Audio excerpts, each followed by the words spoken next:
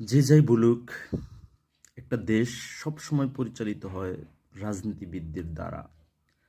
আজকে আমরা যে সমস্ত কথাবার্তা বলছি, সমন্বয়কদের দ্বারা দেশ পরিচালিত হচ্ছে, বা উপদেষ্টা পরিষদের দ্বারা দেশ পরিচালিত হচ্ছে, বা অরাজনৈতিক ব্যক্তিদের দ্বারা দেশ পরিচালিত হচ্ছে। বিষয়টা কিন্তু তা নয়।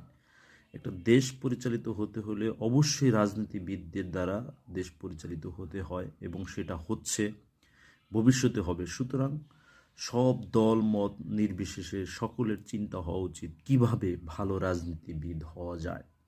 আপনারা দেখেন 1970 সালে যে সংবিধান রচিত হয়েছিল, যে সংবিধান রচিত হওয়ার প্রেক্ষাপট তৈরি হয়েছিল, তারও আগে কিন্তু আমাদের গণপরিষদ বিতর্ক, গণপরিষদের মাধ্যমে, বা আপনার সাধারণ মানুষের ভোটে একটা নির্বাচিত ম্যান্ডেট